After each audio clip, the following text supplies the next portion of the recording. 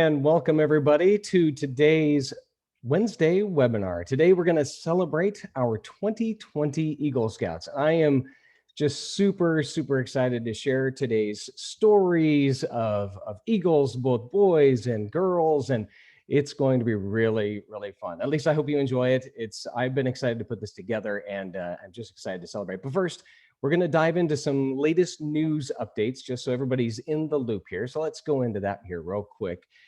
Just a few things here if you haven't seen it. So restarting scouting for Scouts BSA has begun. You can check out all the information from our previous webinars at cpcbsa.org/webinars. There's some great new approaches here on safely scouting in 3 tiers, as you can kind of see here, virtually, indoors, and outdoors. So our COVID task force has done just an absolutely fantastic job of putting this guide together. So go ahead and check it out. Get it there at cpcbsa.org/webinars. We've got all the information there. There's a download of this, just great tips and guidance there. So check that out. Also, some great deals here at the Northwest Scout Shop. They're 20% off for your Eagle Scout, for lots of Eagle Scout goodies. So check that out. This deal actually ends on the 21st. So get on in pretty quick here at cpcbsa.org/scout shop. Go there and give them a call first, because the weather's been crazy. So just make sure you give them a call and make sure everything's open and what the best protocols are there. Next up here, we have actually, let's go to Snack Attack. So for those of you who are doing the fundraiser, this is going to be some fun. It's virtual, but we're having some fun with it. So check out all the information at cpcbsa.org/snack attack. That's our new theme for this year. And it's going to be really fun. And lots of Scout units are doing this. And we've got all the tools for those of you who are unit leaders or doing this as Scouts and parents. There's lots of great tools there and downloads and whatnot that you can share on your social media and things like that. So check that out. Also, Camp for All, of course, is going on as well. And our goal, of course, is to give every single Scout out there a world-class camp experience at summer camp. So we actually have lots of great tools at cpcbsa.org/start camp for all. So check that out. There's lots of downloads, literally a step-by-step guide on how this all pans out. So it's really great. Okay, so a couple other quick things here. Some dates to notice is, of course, February 21st. Is our Be the Change event. This is actually from National. It's to celebrate the inaugural class of female Eagle Scouts. Today, we're going to share with you some of their stories from here in the CPC. So that's going to be fun as well. February 28th is the application deadline for the Duty to God Award. March 18th is the Salem Leadership Luncheon, also now known as the Impact Hour. We're sort of changing that up a bit since a lot of it is virtual these days, or actually really everything is pretty much virtual still, except for some Scouts BSA activities. So don't forget to check that out too. May 20th and 21st is our Sporting Clays event. We've been doing this 19 years, if you can believe that. That's really fun as well. You can get information on all of these things actually at cpcbsa.org/calendar. And NYLT is happening as well. So get in on that and register today for NYLT. A couple other things about summer camp here. The countdown is on, as you may have seen from the very first videos there, little promo videos for summer camps. We're getting really excited about it. I mean, everybody is. It's just going to be so fantastic to get back to camp. It's a little bit different from a protocol standpoint. You can get that on our latest webinars. We're actually having a webinar next week on this. So check that out. The very last Wednesday of every month until summer camp, we're going to have summer camp updates. So please come back and check those out. That'll give you all the latest and greatest information on what's happening at summer camp. So also, for those of you who are 15 years old and older, join us for summer camp staff. Great opportunity just to have an incredible experience, make lifelong friends, and make an impact with other Scouts and kids. And it's really just incredible. So check that out at cpcbsa.org/campstaff. And of course, you can get all the links at the calendar, at the CPCBSA website, and at Facebook as well. We can try our best to keep all of that updated. All right, here we go. So for today, we are celebrating our 2020 Eagle Scouts. It's been quite a year, hasn't it? For one and all, and these Eagle Scouts, it's been so amazing to see the stories come in about all of you Eagle Scouts who have just persevered. Ironically, the theme has been grit this year, not the same kind of theme we expected. We figured it'd be more about getting out there and playing in the dirt and getting that kind of grit going on. But of course, COVID hit, and so it's been different. But you have all just showed incredible grit. And check this out. So much so that, did you know, 362 scouts got their Eagle Scout Awards this year. It's just fantastic. I mean, talk about grit and resilience and perseverance. And what that means is at least a minimum of 72,000 hours of service project hours were conducted this year. I mean, the impact of that is absolutely fantastic. Really, I can't think of another organization that can do that kind of impact, especially during COVID. And so we're going to celebrate some of those today. One last thing here on some of these the Eagle Scouts. I just want to mention this is amazing. So we have had these scholarships have been awarded for Eagle Scouts. Here they are: Jonah Adams of Rivers Edge Troop 149, Cameron Christensen of Rivers Edge Troop 844, Caleb Floyd of Santiam River Troop 7215, Nathan Gassaway of Spirit Lake Troop 434, Sebastian Stenford Crows at Cascadia Troop 230, Austin Lee of Spirit Lake Troop 55, Justin Lewis, Timberline Troop 376, David Rempel of Pacific Trail Troop 870, Coralie La Rochelle, Santiam Troop 157, and Cullen Whitaker of Rivers Edge Troop 194. All of these scouts got scholarships. And for those of you who are working on your Eagles, there are scholarships that are available. So you have to apply for those. I'm going to give you a little bit of a lowdown here on what some of the requirements are. So you'll have to work hard at this, but it's really, really amazing. And again, amazing to hear more of the story. So you'll have to prove that you've lived the Scout Oath and Law. You have to be a high school senior. You've got to live within our council, have a minimum GPA of 3.0, and demonstrate leadership, of course. But hey, you're natural at that when you're working on your Eagle Scout, right? So the selection criteria includes an application, which usually opens late December. So it's not happening right now. Just wait until the end of the year, but really work on these things and apply for that. You'll do a one-page essay. You'll submit your Eagle project information, have a letter of reference from a Scout leader as well. You'll see that at cpcbsa.org. Go to the navigation and you'll find that. All right.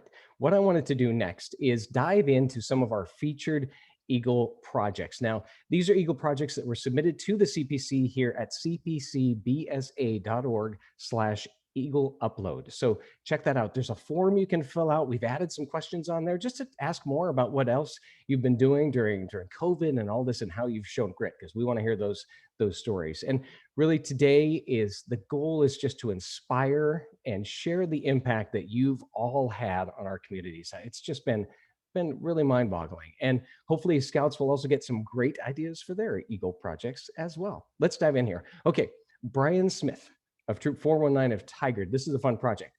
The parish rectory for Brian's sponsoring church had a fence that we can kind of see in the background there that was recently replaced. And along this fence, they wanted to have arborvitae planted for added privacy and a bit of a noise barrier. So his project was to plant 12 trees along the fence. In addition, he also built this beautiful planter box for the back deck.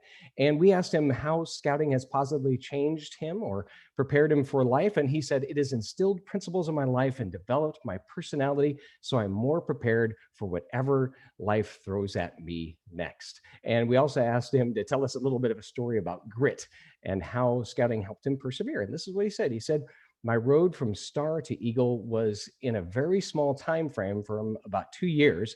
And with the pandemic stopping almost all of the activities required to get from life to Eagle, I had to adapt and overcome these challenges, which took a lot of grit and perseverance." So that it did. All right, next up here, we have Caleb Carlton of Troop 611 of Portland. He built a stone border around this rose garden at the Milwaukee Lutheran Church, along with an extension to the rose garden. And the stone border had to be low enough, of course, for the lawnmower to mow over it. And he had to remove this giant tree stump as well. Good job. Cameron Lewis, Troop 606 of Portland. He did a great job here. He actually built these octagonal picnic tables for the elementary courtyard at Columbia Christian Schools for his Eagle project. Congratulations, Cameron, and thank you for your service as well. Really great job there. Christian Almer of Troop 7288 of Dallas. He built a 160-foot cedar fence for the Lucky Valley Charter School Bridgeport campus, which will serve as their outdoor classroom. Isn't that a great idea? And this area will be where students and staff can eat and have classes and enjoy some time at picnic tables that are nearby too. So that's really great. And there will be some native plants actually planted there too, which will be labeled so classes can learn about plant species. Connor Berg of Troop 565 of Vancouver. He and his scouts installed a 9-foot awning over two air conditioner units and also re-sided and re-roofed this pump house that you see there. David Huggins of Troop 7002 of Salem, his project was the restoration of a historic stone pathway behind the main house of the Deepwood Historic Estate in Salem. And he says, before we could start, we had to remove all the remnants of the old path, which were covered in dirt and did not make a really nice path. So he said the new path process was to dig everything up, and including the grass, and lay all this gravel down and crush it down and sand and make it all fit this beautiful stonework that they laid in there as well. Evan Wiley of Troop 7009 of Salem, his project consisted of the creation of a path connecting two high-foot traffic areas at the Salem airport. And this is interesting because they also installed these benches as well. And the airport master plan calls for a veteran memorial area right here. And this project helps support that effort. So that's really great. Great job there, Evan. Hiram Yates of Troop 113 of Dallas, he and his team of volunteers rebuilt the bleachers at Camp Kilowan, which is a summer camp for youth at his church. Isn't that great? Great job, Hiram. That's awesome. And Ian Wilson, Troop 475 of Washougal, he and his troop built 7 different obstacles for the West Columbia Gorge Humane Society. Isn't this great? So they're all made of PVC so they can be easily fixed and adjusted to the needs of the Humane Society there. And all the obstacles are for all the cute little doggies at the Humane Society, which vary from a tire jump to weaving poles and another pole to jump over. Isn't that great? Super fun. Jaden Bowder of Troop 271 of Oregon City, he and his crew here helped reconstruct the Warner Grange sign and installed all of that new vinyl fencing right there. Isn't that great? John Morris of Troop 230. This interesting idea here, very COVID-friendly idea. It was to promote safety in the neighborhood. John and his team painted house numbers on curbs so they could make it safer and easier for first responders and delivery drivers to do their jobs quickly and safely. So that's a really great idea, especially for all the deliveries that are happening these days, right? All right, Lance Kopanowski of Troop 229 of Portland, he and his team removed the old boardwalk on the Cedar Trail at Tryon Creek State Park. You probably have seen this, and replaced it with a new one. The boardwalk is 30 feet long and now has main supports and cross braces, making it sturdy and ready for all of the elements. I'm sure it held up great during the latest winter storm here. Landon Child of Troop 229 of Portland, he really created this really great playground structure here at Calvary Lutheran Preschool. It's 8 feet long, 3 feet high. One side here on the left, you see, actually has a chalkboard, and the other side are rain gutters, and they're attached in obviously various formations so the kids can drop gravel in it and watch it go down the pipes and have a lot of fun right there on the playground. Isn't that great? Let's see, Ryan Lindemood of Troop 611 of Happy Valley, he actually put in these fantastic pavers in this area here at the Happy Valley Park, and then they put in this cement ping pong table. Isn't that fun? Caleb Floyd of Troop 7215 of Canby, he and his helpers constructed 2 benches like this one here. You actually can see the one right behind him there, and installed these 3 peace poles that were selected by his school's student body. Isn't that great? Alrighty, next up, as you know, the National BSA will be hosting a celebration of service, leadership, and the groundbreaking accomplishments of the first female Eagle Scouts. And they'll feature this inaugural class, and including some here from the CPC, but we wanted to really celebrate them here as well. And so many folks have wondered, how is it even possible for these girls to get to Eagles so fast? Well, I want you to meet Kaylee Murray of Troop 5033. So at my first camp out, we were talking about how I had the possibility to get Eagle, and I was kind of iffy at first, but as soon as my Scoutmaster planted that seed in my brain, I went straight for it. I set deadlines that I had to meet to the day, and I made them all. I remember when Kaylee said, I'm going for Eagle, I was like looking at the calendar, I'm like, it's late June, are you kidding me? And so she's like, and I said, this is on you. You want to do this, you do it. I said, I will support you in every way that you can. I will make sure that you get what you need to do it, but you need to tell us what you need. And she plotted out the next week, and literally, I think she started 6 merit badges that next week and just plowed through them. I mean, she said what follows her interests, what she wants to learn about, and that's what she did. So, and obviously, she accomplished it. I got 10 at my first Court of Honor. 10 merit badges. And what, 2 ranks, 3 ranks, 4 ranks. So 4 ranks, 10 merit badges, and yeah, it was kind of like she worked backwards. She said, okay, I need 6 months here, I need so much as this, at each rank, and she went for it. Well, I think we can safely say that Kaylee has grit. What do you think? Now, the Trail of the Eagle has not been easy really for any scout, of course, as we all know. It's a lot of work. As we saw, 72,000 community service hours for all of you that you all conducted through the Eagle projects. Pretty amazing. But girls have really had to overcome some additional obstacles to become the first in this inaugural class. And the CPC's Claire Osterman and incoming board chair Kayleen Dethridge were actually really integral in launching Scouts BSA, the girls in Scouts BSA here in the CPC and nationally. And they had a really great open and honest conversation with Juliana Cimarral about her scouting journey and what it was like for girls to join Scouts BSA and try to make the rank of Eagle. Check it out. Before Scouts BSA was even a thing, I was in venturing, and I went to National Jamboree and also Venture Fest. And at both of those times, I had boys come up and be like, girls don't belong in scouting. And so that was definitely a deterrent for me. But I liked the program enough, and it was exciting enough to continue. But it was definitely a challenge at the beginning to find the motivation and be like, do I really want to deal with this for the next 2 years? But here we are. I'm curious, what you feel like you've learned and how it's changed you to work through that. Sure. It definitely doesn't bother me as much because I'm just kind of used to it. So I know that I'm plenty capable of doing scouting, and so it doesn't bother me that people underestimate it or don't think that whatever. So it doesn't bother me, and I read a lot of Facebook comments at the beginning, so I was just kind of desensitized to it because people have a lot of mean things to say, and online it's a lot worse than it is actually within the council. So Juliana, I have a question. Reflect back on your scouting journey, right? Think about when you were tenderfoot, and the path that you took. You worked hard and moved pretty briskly through all of those ranks. What advice would you give if you had 11, 12, 13-year-old girl right now who was interested in following a path similar to yours? What advice would you give her? How would you coach her as she started out on her scouting journey in 2021?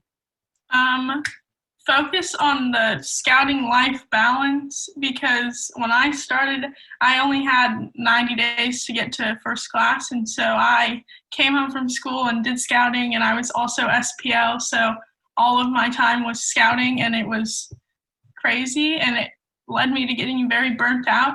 But if you have the time to focus on the journey and not as much as all the advancement stuff all the time, and more the experiences you get and the skills you learn while doing the advancement, it will be a lot more fun than just trying to get everything done as fast as you can. Yeah. Spoken like someone who's been there. That makes a lot of sense, I mean, I sincerely feel those of you in the first class have achieved something remarkable, but all of you did it at a very brisk pace.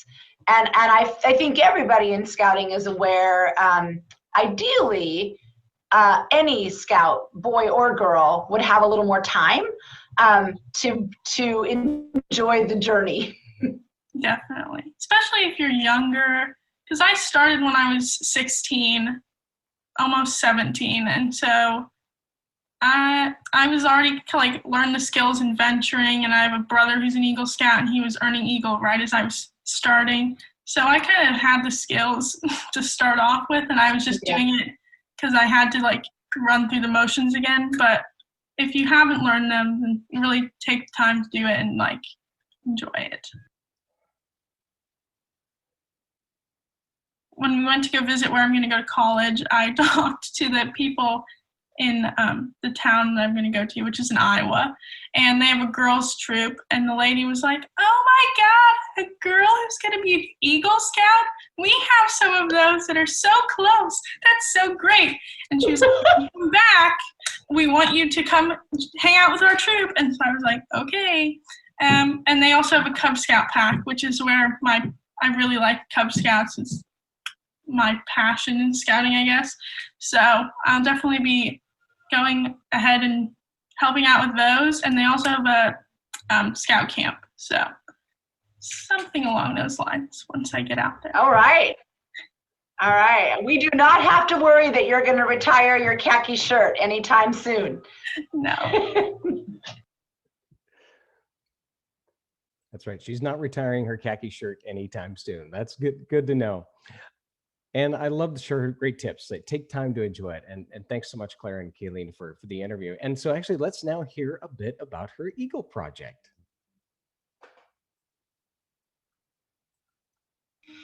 So, Juliana, tell us, what was your Eagle Scout project, and how or why did you choose the project that you did?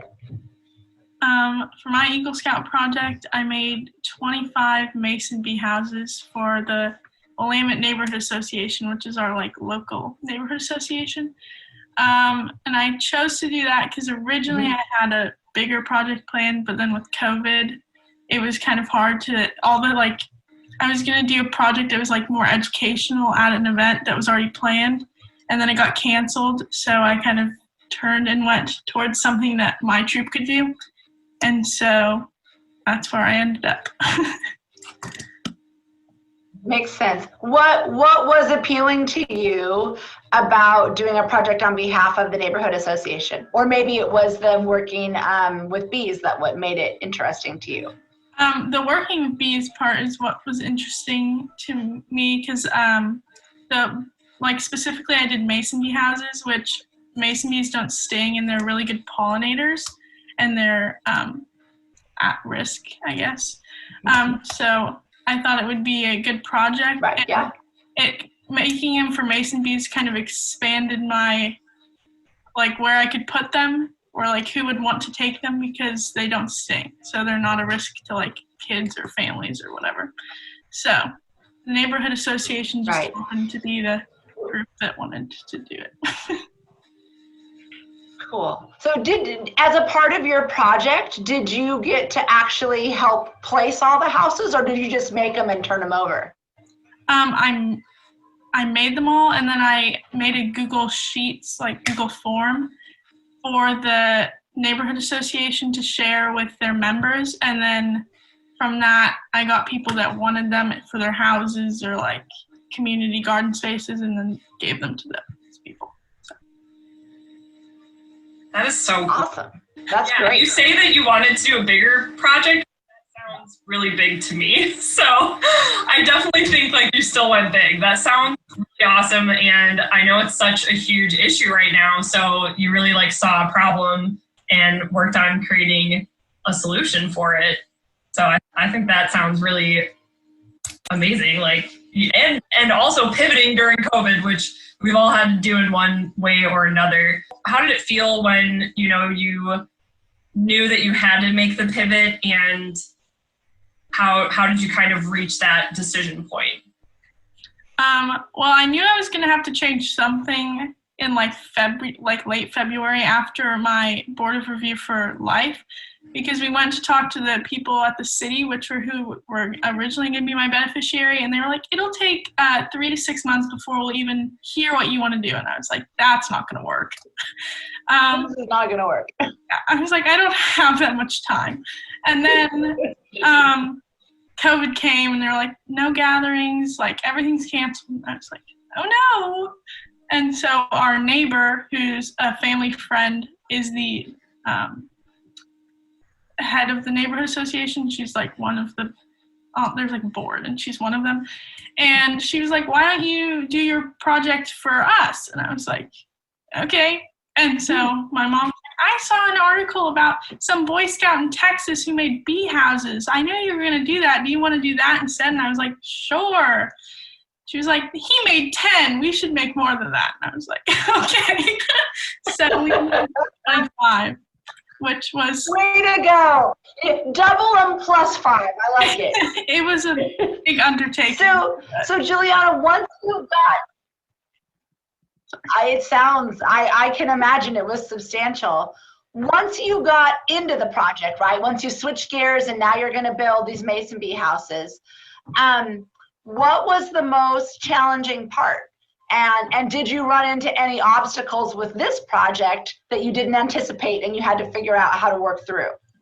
Yeah, by the time I kind of got around to my project being ready, like all the wood was cut and kits were ready to go to my troop to help assemble. It was like the middle of summer and everyone was kind of doing their summer stuff, and it's kind of like summer's when kids get less involved in scouting. So it was really, really difficult to get a hold of people that were like here and willing to help. So it was definitely rough. What was your favorite part of your project? Getting to deliver them to people, because I kept getting emails of people that wanted the houses and they were so excited. And then I'd go and deliver them, and sometimes people would come outside and be like, oh, I'm so excited, this is great. And then as like one of the final parts, I got a bunch of pictures from people after they put them up, and that was fun to see too. So Super fun, isn't that great? And 25 of those, 25, that's quite an undertaking. Next up, we have Anya Kramer here of Troop 5376 of Gladstone, and just want to congratulate Anya as well. She is, of course, one of our inaugural female Eagle Scouts too, and she did a great job on this project, really interesting. Her project was to provide feminine hygiene products to the West Lynn Food Pantry, and she recognized that some women and girls cannot afford these products because they're not covered by SNAP or WIC as well, and so they're not actually offered at food pantries. So Anya surveyed the patrons of the pantry to determine the need and organized a collection drive.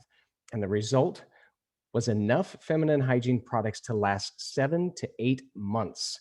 She also arranged for an organization called Period Incorporated to supply monthly donations to the food pantry after the products from the drive were depleted.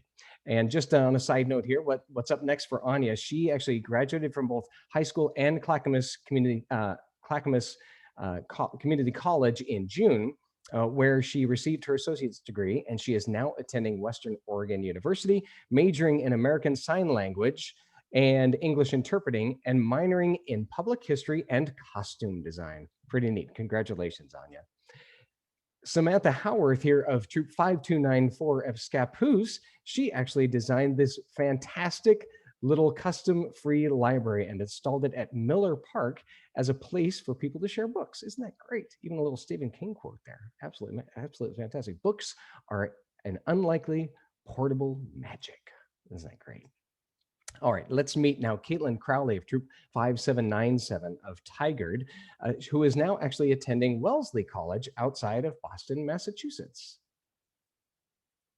So for my Eagle project, I had scouts come and read children's books, and we took those videos and added captions to all of them, and we're sending them to St. Vincent Hospital in Portland, and they'll be played through the kids wing at St. Vincent. So kids will be able to watch them, and it'll be super cool to just have those played so they can see kids their age reading to them. And it took almost 273 hours to complete.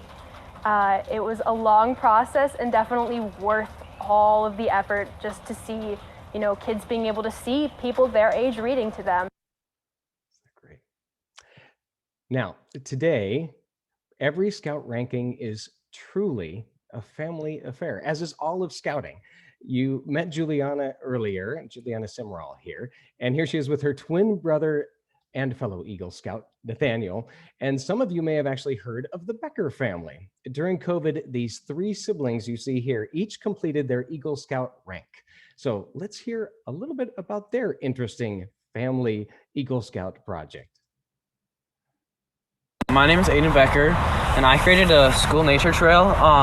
So it starts like kind of right here and then goes up and then doesn't go along here, and it goes from that back corner all the way down to there, and then about 3/4 the way down that side, and I created it for kids to have an outdoor learning environment and safe place to walk because it gets really muddy. Hi, I'm Evelyn Becker. I created a fence up over that hill in front of the bioswale, and it's to keep kids safe while they're walking on the trail that he made, and it's to keep kids from falling into it while they're walking around campus. Hi, my name's Elizabeth Becker, and I created a bridge for kids to walk on when they're going back from PE or going to PE. So that way they don't have to walk on the road when the cars are lining up. It feels amazing. Yes,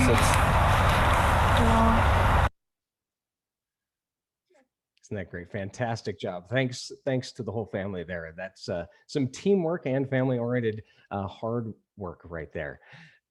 Well, now I hope you're all inspired from what you've seen today, and for all of you scouts out there, lots of great ideas here. So keep an eye out. You can rewatch this if you want.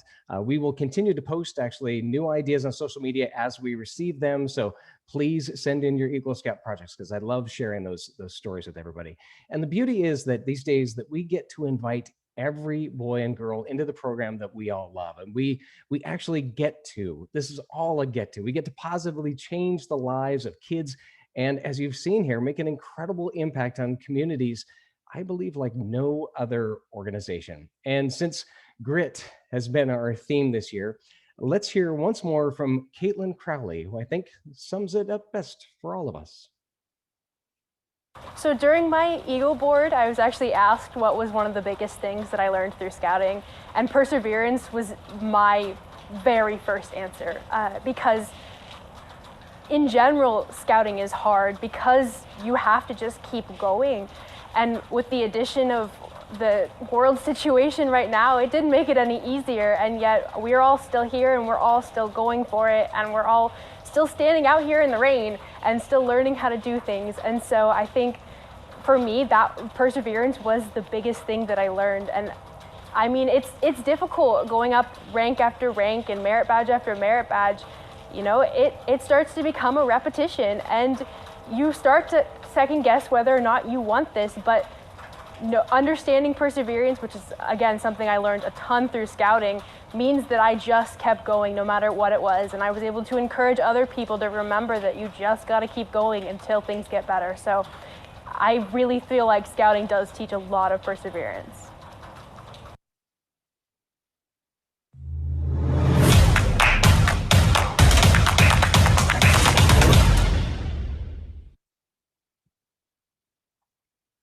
Well, thanks for joining us, gang. Really appreciate you joining us today, and tune in next week because next week we're going to be focused on summer camp once again. Hope you were all inspired today. Thanks again to all of the Eagle Scouts out there, all of the scouts, all the parents, all of the volunteers who have just kept on persevering and shown grit. Have a great rest of your week, and we'll see you next time.